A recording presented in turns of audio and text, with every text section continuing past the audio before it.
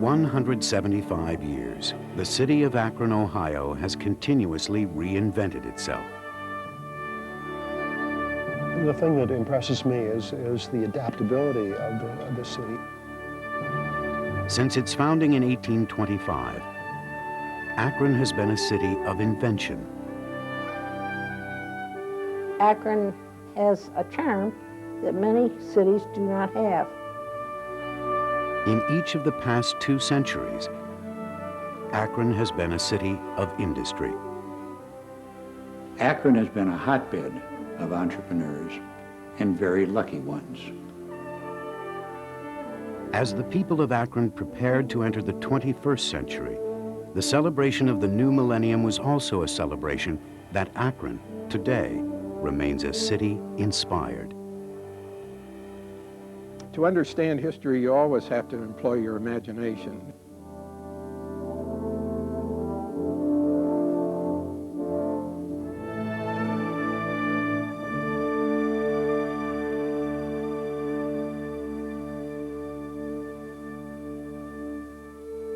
On December 6, 1825, General Simon Perkins of Warren carried an entire summer's work through the wild country of the Western Reserve. At Ravenna, seat of Portage County, he would record the plat for a new town to be built on the canal that would bisect the Ohio frontier. His town would be called Akron, from the Greek word meaning high place. Akron is located where it is because of a geographic truth. We are right smack on the watershed line dividing the northward flowing rivers of the Great Lakes Basin from the southward flowing streams of the Muskingum, Ohio, Mississippi. A large body of water was located just south of the new town. Summit Lake straddled the watershed divide. Ultimately, canal engineers would lower the level of the lake by 9 feet. The original plat of Akron shows a line right up to the southern extremity of the proposed city.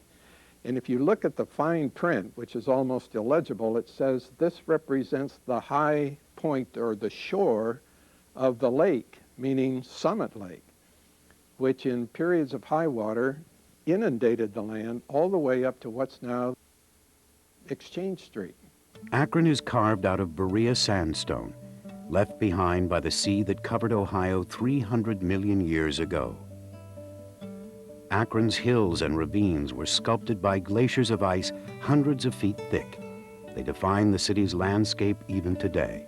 When they were retreating, around 17,000 years ago, an immense lake of meltwater formed in the Cuyahoga Valley and in the valley of the Little Cuyahoga. And when the lake filled with meltwater, it finally found a little outlet and flowed south into a river. What was left was simply this great swale of a lost river valley that lay between North Street and Summit Lake. Over generations of time, we have so manicured and modified the terrain that today the hills are much less steep and abrupt and the ravines and valleys are much less deep.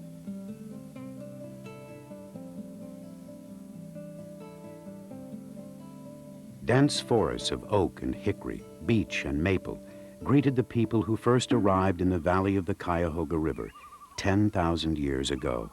People moved about between the Tuscarawas and the Cuyahoga rivers.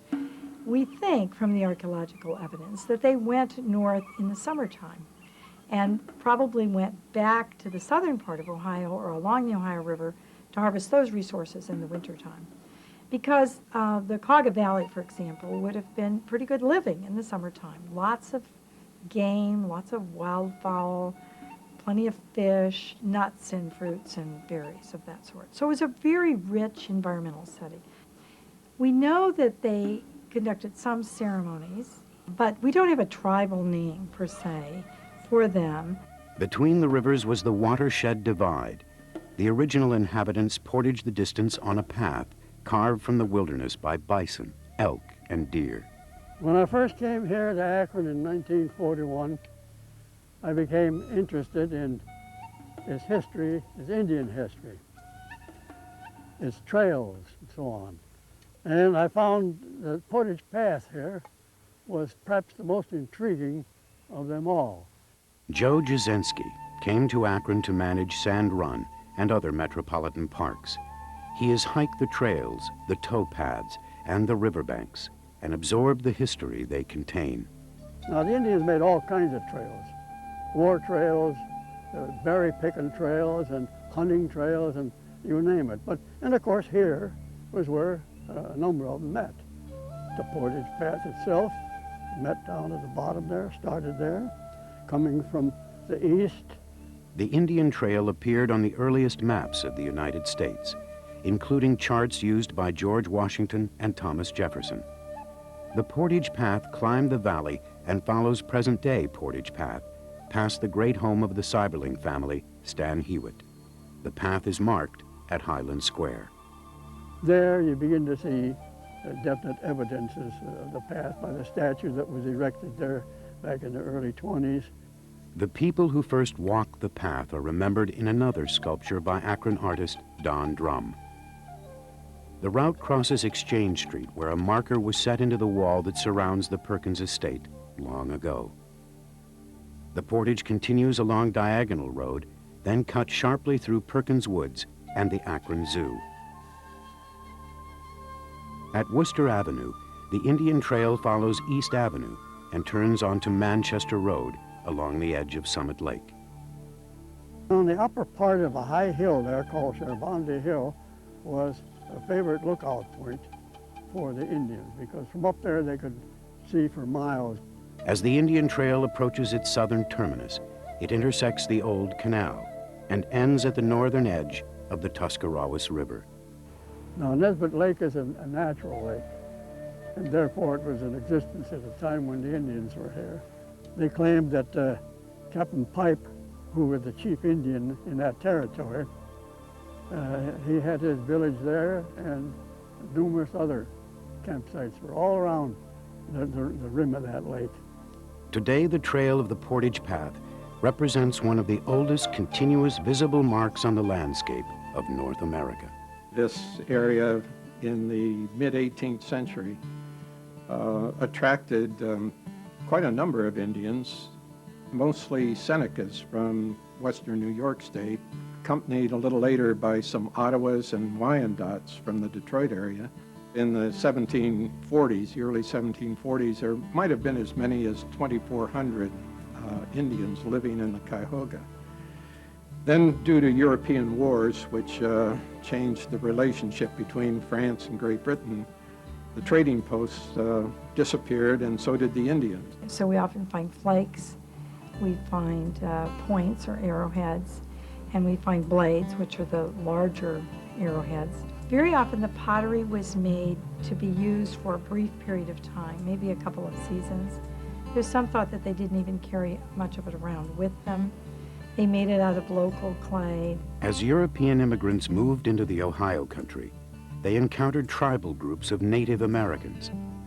From 1785 until 1805, the Portage Path helped mark the treaty line of Western expansion. They forced pretty much a treaty upon these representatives of the Indian tribes. It was called the Treaty of Fort McIntosh, 1785. And they got the Indians to sign the treaty by getting them drunk and filling them with more food than they had seen in a long time. So you see, on one side of the path, maybe if you were going south, on the right-hand side of the path here, that was over Indian territory. Over here was the settlers. They didn't dare come over in here until later on when they bought this from the Indians. New settlers in Hudson and Talmadge feared for their lives and sought protection from the Ohio militia. General Elijah Wadsworth set up camp near Sand Run, not far from the highway the troops would follow to Detroit, Smith Road. During the War of 1812, near the Big Bend in the river, was the dry dock where, according to information recently developed, the U.S. Army and early settlers built ships that would follow Commodore Perry after the Battle of Lake Erie. The river itself was a launching place for these hulls, And just a little to the right of it was where several pits had been dug and where these hulls had been manufactured and assembled. They had provisions for a mast for using out on the open water and oarlocks and all that for rowing in the river. They were used to transport troops and a certain amount of supplies. After 1812, settlers rushed into the Ohio country. Some found a home in Middlebury, a village founded in 1807 by retired sea captain Joseph Hart. Here, the rapids of the Little Cuyahoga River were dammed. The rushing water powered a flour mill, a sawmill, a woolen mill, and a distillery. West of Middlebury was another early settler, a major in the militia, Minor Spicer.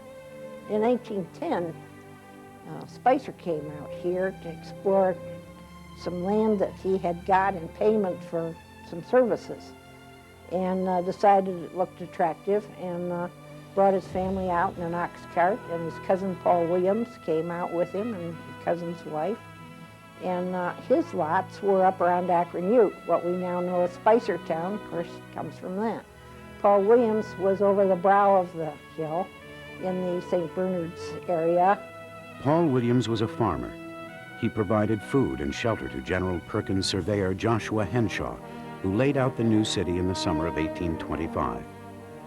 Perkins is remembered as Akron's founder, but it was Williams who also donated lots to the state of Ohio for a new canal.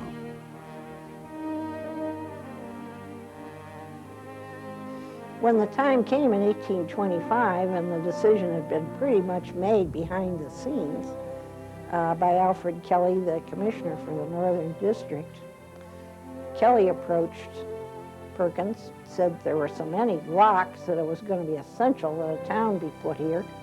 The importance of the Ohio and Erie Canal is fundamental to Akron's history. It's the reason for our being, because it was at this point that the canal engineers found it possible to cross the watershed divide between the Ohio River and the Great Lakes watersheds. A beautiful little town was laid out, wide streets, big public square, which we know as Perkins Square, with half a square across the street for public buildings. And it was a model town in every sense of the word, done right by his man, Joshua Henshaw. Building Ohio's canals between 1825 and 1832, at least the one in our part of the state, was just an amazing feat. The people who built the canals in Ohio were workers who had dug the Erie Canal in New York and had learned the trade of digging with a spade, a scoop to take the dirt out, and a wooden wheelbarrow. They received 25 cents a day here in Ohio, plus a jigger of whiskey a day. Altogether, there were some 813 miles of canals in Ohio. They were the interstates of the day. Land that was once thought to be essentially worthless was selling for 1,000 times its previous value. The costs of bringing manufactured products from the east into Ohio was reduced by about 90%. The people in the Akron area lived in the best of all possible worlds. They were now able to sell dear and buy cheap. Immediately, farmers began bringing their wheat, particularly, to grist mills, which used the water power at each of the locks. And these mills could load the resulting flour directly into canal boats. Middlebury had wanted the canal traffic, but lost it to General Perkins.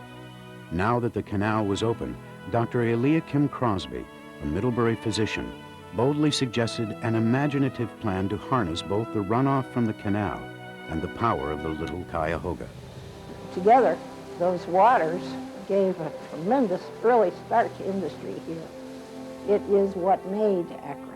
It was not merely a settlement, it was a bustling industrial town with woolen mills and all kinds of milling activities there that were powered by the falling water from the mill race that was brought in from the Little Cuyahoga. The race paralleled the river until it turned south and barreled through a ditch that is the main street of today. the water turned the giant wheels erected at the place still called Mill Street. Now Akron was booming. Population grew. Jobs were plentiful. A new tavern went up at Main and Exchange. Akron began to look like a city. Between 1832 and 1862, water power became steam power. Canal boat shipments became railroad freight. Then, as the need arose to feed the Union Army during the Civil War, a German immigrant, Ferdinand Schumacher, invented a new product, oatmeal, that would make Akron the center of the cereal industry worldwide. This represents the history of the city of Akron as from a manufacturing standpoint. At Main Place in downtown Akron, artist Michael Gearhart has marked the passages of time in Akron's industrial history. And through this mural, I tried to bring to people's attention different things that were made here that they may not be aware of. Now, Akron retained its position as one of the largest milling centers in the country until well into the late years of the 19th century. Quaker Oats maintained a substantial presence in Akron until 1972. And of course, to this day, Akron still has some of the remnants of that era physically in the famous Quaker Hilton Hotel in the old silos up on Broadway, and the company offices and part of the barley mill of Schumacher, which is part of the modern commercial complex. The booming cereal industry of the Civil War era inspired a group of industrious men to launch a new manufacturing enterprise, mechanical mowers and reapers. The names of that industry are names known today: Buchtel, Hauer, Seiberling, Krauss, and McNeil. The industry flourished under the genius of Lewis Miller, inventor, industrialist, educator, philanthropist, and founder of Chautauqua, the institution and the movement that has inspired millions. In his home in 1888, America's greatest inventor would wed Lewis Miller's daughter, Mina.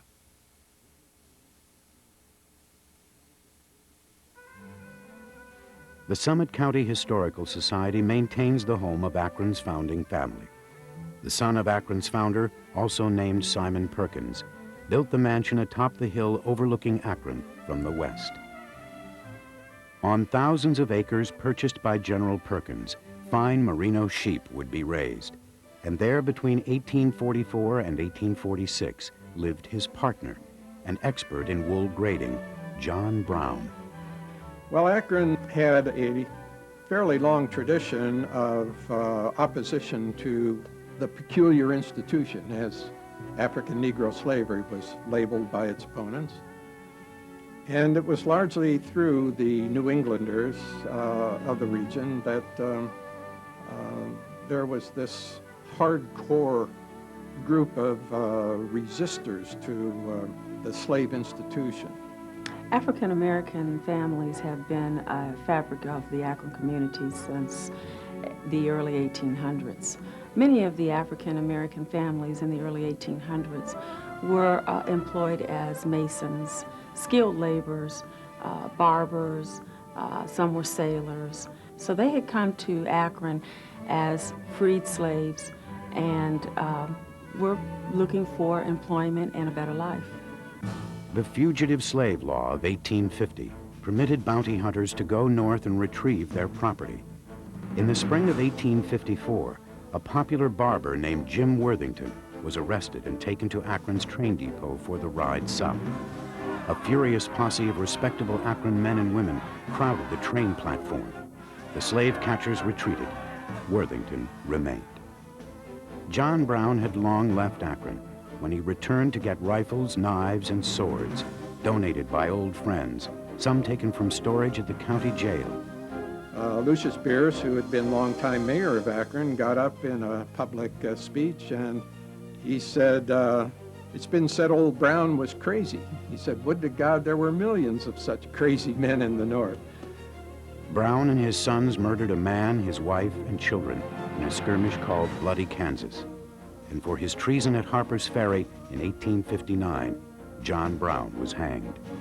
On the day of his hanging back here in Akron, the court was dismissed, stores closed, some buildings were draped in black crepe, and again Lucius Bierce got up and eulogized our old friend and neighbor, John Brown.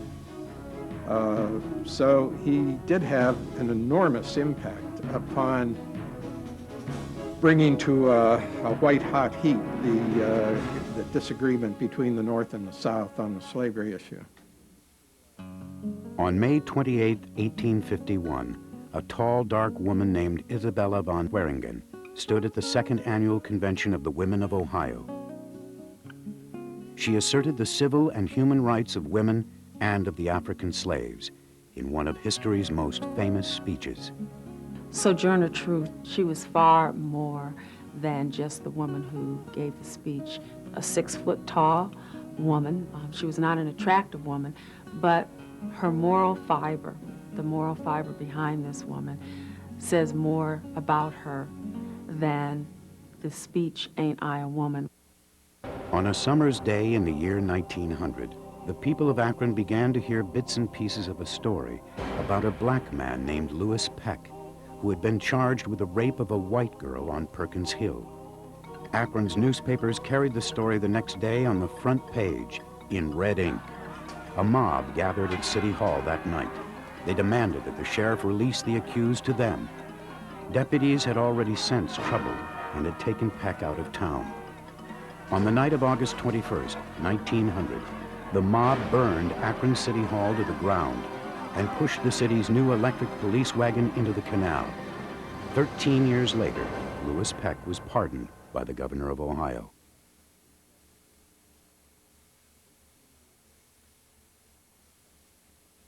It is a souvenir of the age of glaciers.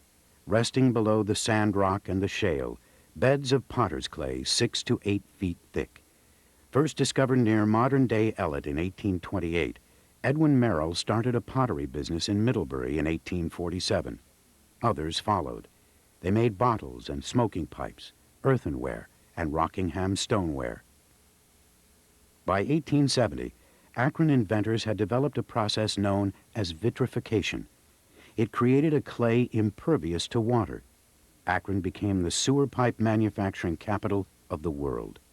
People kind of smile and smirk at that, but when you think that the great cities of America were rapidly developing and that their old primitive water and sewage systems were inadequate and had to be replaced, a good, reliable sewer pipe, inexpensive, was essential to their development. And Akron made simply the best sewer pipe available. New York City's subway system used vitrified tile from Akron, as did every other major city being built at the end of the 19th century. I think it's related to the fact of our being a clay industry area that we have all the brick streets in Akron. Many of them are covered up with asphalt now, but even there, some of the streets have been restored because of people finding them charming. I just love them where I see them because they kind of follow the contours of the land underneath as time goes by, and they fit that land sort of like an old glove fits a hand. Once viewed as inexhaustible, the ancient supply of potter's clay sustained the ceramics industry in Akron only until 1915. The American toy industry had its origins right here in Akron. For children of the 19th century, toys were handmade. Children of wealthy families could afford toys made of tin and dolls made of porcelain. But for the large numbers of children whose parents toiled in factories, there were no mass-produced toys until an Akron man was inspired to do just that. Behind me is the site of the American Marble and Toy Manufacturing. This goes back to about 1892, and the factory burnt down in 1904. This was the very first time the toys were ever mass-produced, to the point where for a penny, a child could afford to buy a whole handful of marbles. Michael Cohill, an Akron toy maker, discovered a world that most residents of Akron know little about. It was Akron newspaperman Sam Dyke who started a toy company in 1884 to make premiums for cereal companies and novelties for political campaigns. Samuel Dyke invented a machine that would mass produce toys. In order to manufacture spheres, clay marbles, there's a great deal of science and physics involved. And there were all these experiments that were done to try and do this with clay. The science of manufacturing spheres led another Akron inventor, Martin Christensen, to develop a machine to make steel ball bearings. He then employed glassmaker James Layton to use the invention to make perfect spheres from glass.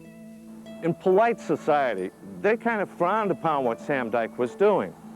They thought he was stealing money from the pockets of children. But once Sam Dyke started selling millions of these a day, they opened up their own competing marble factories. These toys were for the common children. Anybody with a penny could afford to buy a handful of marbles. Between 1895 and 1955, factories around Akron produced more units of playthings than any place on Earth. Walt Disney characters flowed from the molds at Sun Rubber and Cyberling Latex. 40 different farm characters were the inspiration of Russian immigrant Dietrich Rempel, whose invention of rotational molding is still used by toy makers today. Millions of coloring books, storybooks, paper dolls, puzzles, and games were manufactured by Sawfield Publishing. For most of the 20th century, American children played with toys made in Akron.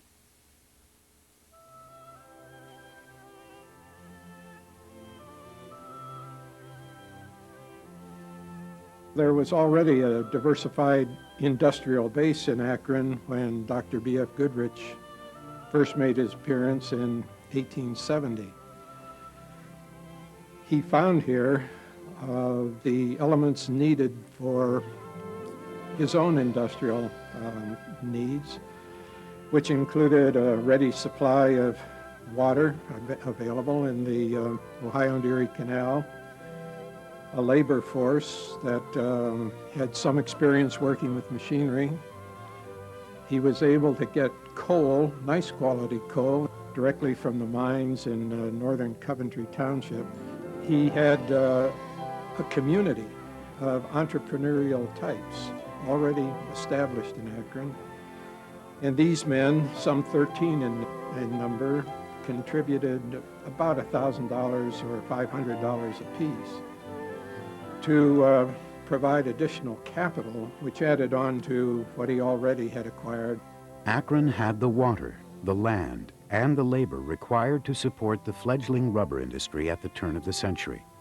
Its principal product, fire hose, gave way to a new craze, bicycles.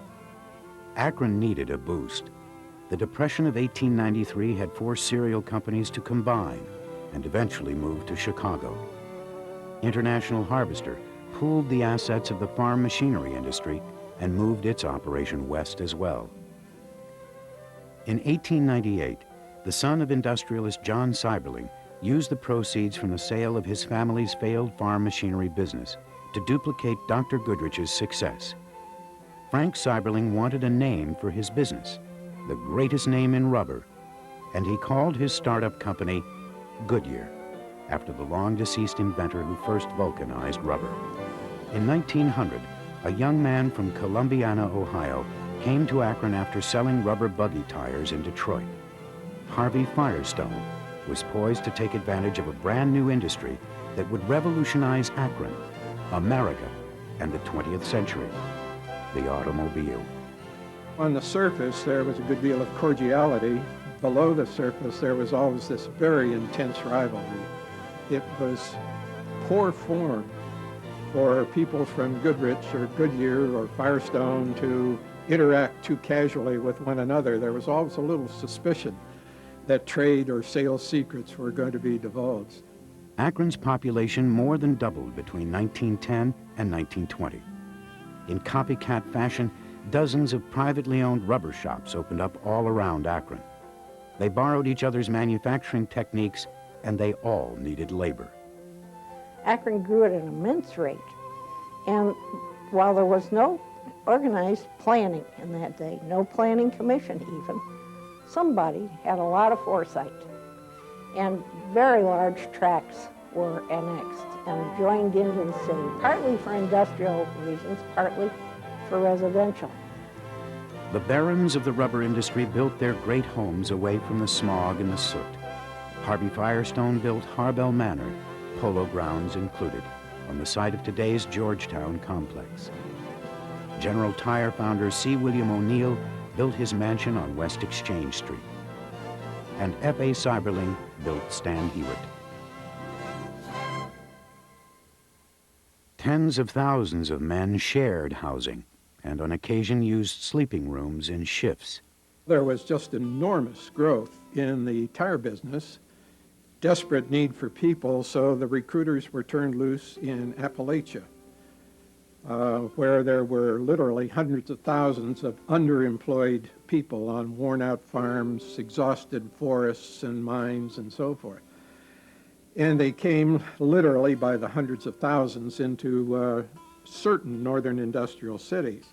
Unlike the steel cities of Youngstown and Cleveland, where European migrants were Catholic, Orthodox, or Jew, the Akron population recruited from states south of the Mason-Dixon line was overwhelmingly Protestant.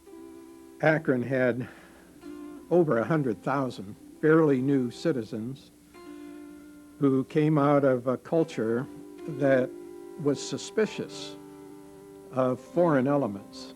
Most of the known bootleggers who were being rounded up in this Prohibition era had European foreign names to these folks from down at Possum Run and Peach Blossom. And so out of fear that the American way of life, which was in their minds their own way of life, out of fear that it was being destroyed by these foreigners, they lashed out with, in some cases, just intimidation, mostly through hooded parades. In 1920s Akron, the Ku Klux Klan became the single most potent political force in the community. A judge, a sheriff, and a majority of the school board were Klansmen. Pastor Lloyd Douglas of the First Congregational Church spoke out against the Klan, as did a young Akron lawyer who led citizens groups against Klan activities. His name was Wendell Willkie. The Klan was gone, but what remained was a yearning among Akron's Appalachian immigrants for a Bible-based tradition of religion.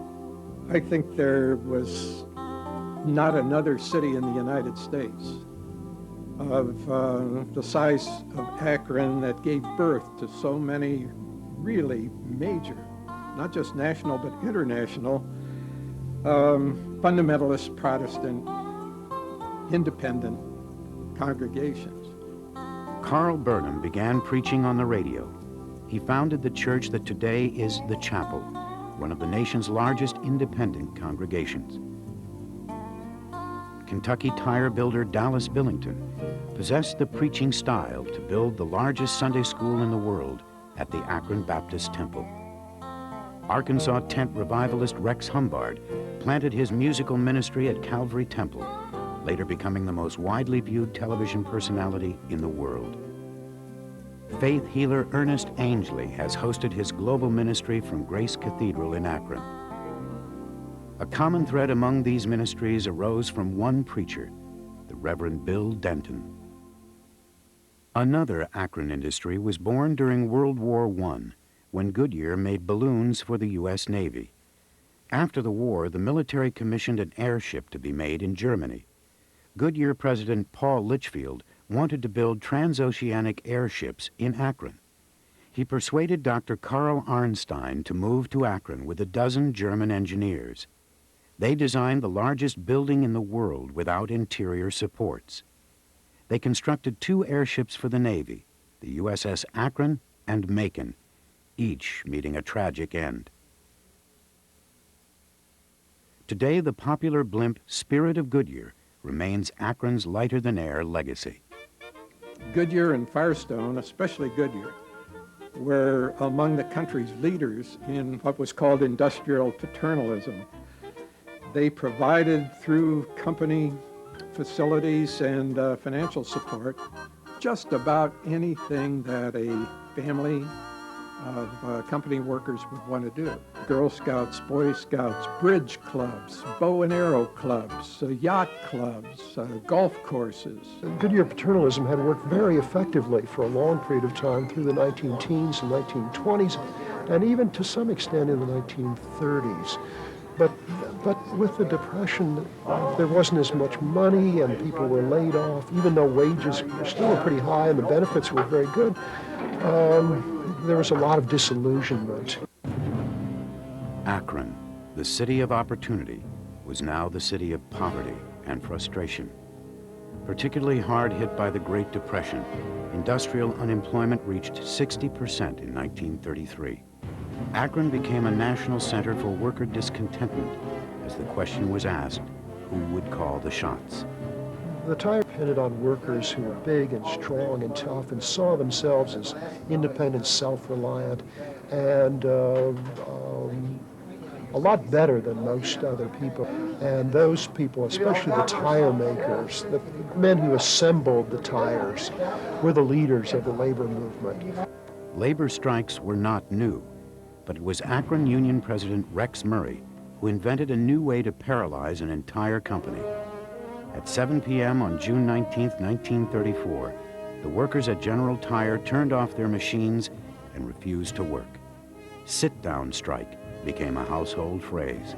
The workers here were very well aware that this was a technique that could work under some conditions. And so in 1935, when they really were very unhappy about the way things were going, they resort to the sit-down strike, and that finally results in the Great Goodyear Strike of 1936. And lo and behold, by the end of 1936, people in the auto industry, and the textile industry, and other industries began to pick up on these techniques, began to, at least indirectly, emulate the Akron workers. The day had ended when company presidents knew their workers by name. Industrial paternalism was gone. Today, Akron continues to benefit from that legacy. Goodyear Heights is one of the most remarkable places in urban history. Instead of just allowing people to build up junk housing, though a lot of that came up in Akron, F.A. Cyberling developed Goodyear Heights with architect-designed houses and a layout that was prepared by Warren Manning, a landscape architect who had been trained by Frederick Law Olmsted of Central Park fame. Firestone Park was developed along the same lines. And again, the landscape architect who had been Firestone's landscape architect for Harbell Manor was used to lay out the Firestone Park area. Akron had its share of shabby, run-down housing, especially in the valley between downtown and North Hill. A young banker, Paul Belcher, chaired Akron's new Metropolitan Housing Authority. There was pressure for new construction from building suppliers who had materials to sell and craftsmen who were anxious for work. Local officials and real estate dealers viewed subsidized housing as socialistic. But Elizabeth Park became the first of nearly 1,000 homes that would be opened over the next 4 years. The Great Depression also created opportunity for industrious entrepreneurs who lost their jobs at the rubber shops. Eager to undercut railroad prices, motor freight haulers launched what would become Akron's second largest industry for more than 40 years. English teacher Carol Rausch, with his brother Galen, turned 2 trucks and a pocketful of capital into Roadway Express. In just 20 years, the Rausch brothers had 3,000 trucks in 22 states and $30 million in sales. Today, the fortune created by the Rausch family is seen everywhere that the GAR Foundation invests in the community. Akron entered the age of air transportation in 1928. A hangar was built in East Akron where Shorty Fulton had been landing primitive aircraft. Soon, a terminal building befitting Akron's role as a major industrial city was erected. Federal programs to put men to work saw 1,000 men build new runways at Akron's airport. A hole remained in the nearby hillside after providing the fill dirt for the airport. a huge force of WPA workers carved Akron's rubber bowl into the site.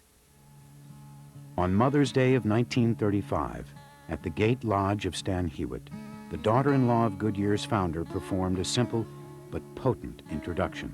Henrietta Seiberling invited New Yorker Bill Wilson to her tiny home to have coffee with her friend Dr. Bob Smith of Akron City Hospital. That night, the basic principles of Alcoholics Anonymous were formed, and from it grew the largest self-help organization the world has ever seen. Women provided vigorous leadership. At every event in Akron's history, women were there, often unseen and unheralded. From the very first days in the rubber industry, women were there, and not just in the offices. They were running the machines, they were making the boots, they were making the shoes, they were making the bicycle tires, and they were making the toys. Women filled jobs on the assembly line to a degree they had not before. Women made not only the tires, both the smaller tires and the larger tires, including airplane tires. They also made the decoys, they made the life vests, they made the pontoon boats, they made the blimps.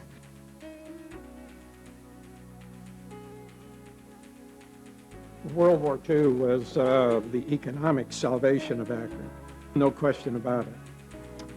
And Akron was an unbelievable powerhouse. Although it was only the 5th largest city in Ohio, it had the 3rd largest industrial employment and in war industry. While the factories turned out wartime materiel, Akron laboratories were engaged in the struggle to find the secret known only to Adolf Hitler's scientists, the secret of synthetic rubber.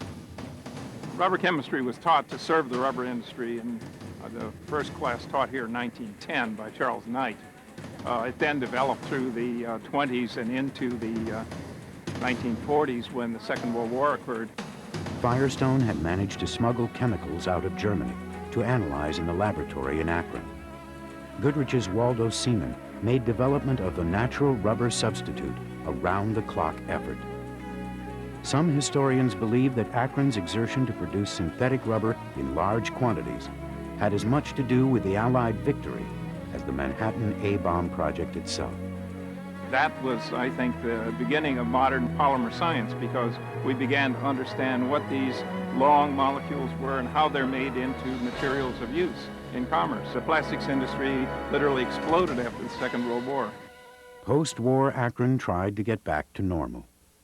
Akron had some unusual advantages after World War II. Thanks to those immense annexations that had been made during the boom period that went way beyond where the population was going, we had plenty of buildable land. So a lot of new houses were built here, many of them Cape Cods and ranch type houses that we're seeing today. And we had that opportunity to renew the housing stock here at a time when many of the other old industrial cities had been choked in by suburbs around them and couldn't develop. Akron of the 1950s had a bustling downtown and new housing in Ellet, in Kenmore, and in West Akron. Goodyear, Goodrich, Firestone, and General Tire dominated Akron's business and social life. But the city had a long memory. The Depression devastated the city, and few were willing to take the risks that would push Akron forward, except one man who arrived on the campus of the University of Akron in 1951.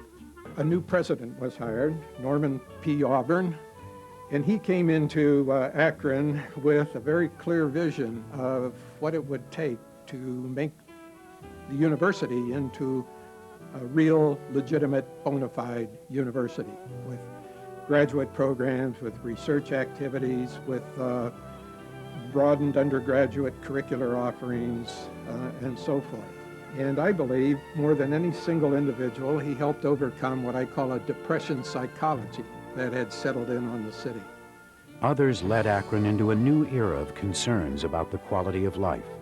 Edwin J. Thomas, chairman of Goodyear, Beacon Journal publisher John S. Knight, Urban League president Vernon Odom, and Edwin Shaw, whose estate began the Akron Community Foundation. Akron was in another boom era in the 1960s. with plentiful orders for bias-ply tires and rubber products. Wages for URW members were among the best in the nation, but all the signs of change were present. The rubber business was never a favorite of the stock market for obvious reasons. It was too competitive. It operated on too narrow a profit margin, was bitterly dog-eat-dog, and which held everybody's profits down. It was not an attractive product to most people. The old saying in Akron was, when Detroit sneezes, Akron catches cold, and that was very true. Akron was in the dirty end of the automotive business. All of the glamour, the wonderful advertisements with gorgeous women and so forth, those were all the finished model assembled cars. Detroit got all of the glory. Akron built those dirty black tires down there. The 1976 strike came at an incredibly important moment when decisions were being made about the future of the rubber industry. There was a dramatic change in technology at the time. The energy crisis of the early 1970s had put a lot of pressure on profits and had raised demands for more efficiency, new technology, new ways of doing things. Labor got greedy and asked for excessive benefits, very, very costly benefits, and wage increases. And the automotive makers in the 1950s and 60s were complacent and arrogant. They had the markets of the world to themselves. The American tire manufacturers, the 5 large ones, 4 headquartered here in Akron, and some smaller ones, very much dominated the North American market. One company, Michelin, in France, took a very bold move in 1948. When radials came along, they brought with them this inevitable requirement that for every unit of production, there had to be a new element of capital investment in order to modify the equipment, or perhaps in some cases even to replace with new equipment, the existing equipment. And I think without exception, as each of the companies looked at that additional investment requirement, this tended to work against the Akron facilities because they were the oldest and the least cost-competitive facilities. There was a feeling that this was going to disturb the fundamental economics of the tire business around the world, and it was going to, and it did.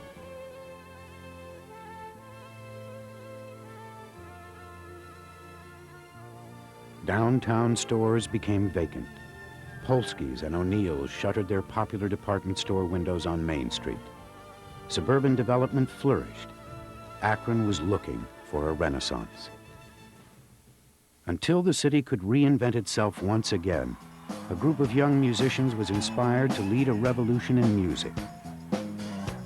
In the late 70s, Akron was extremely important in rock and roll. There were ideas flying around, and there were bands that wanted to play music, but they had no place to go, and so they just kind of took it upon themselves to make something happen. They invented a scene for themselves, this being a city of a great inventive tradition.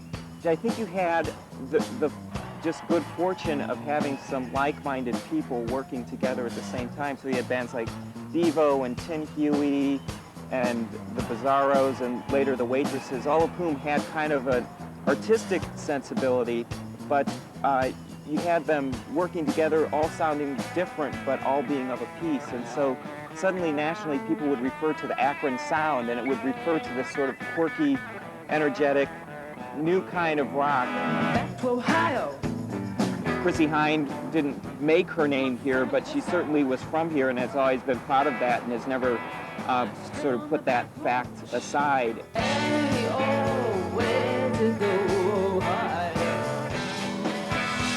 And so there's always been this association of Akron with rock and roll. Devo couldn't be from any place except Akron.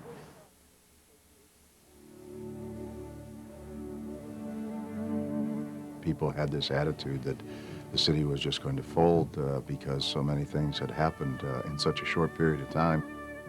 there's a resiliency here, and I think there's an understanding maybe over the years that we've changed so many times that that we're maybe more creative and accepting of innovation and change. The thing that impresses me is the adaptability of the city. It's had distinct stages and cycles. They have come to an end and something new has started.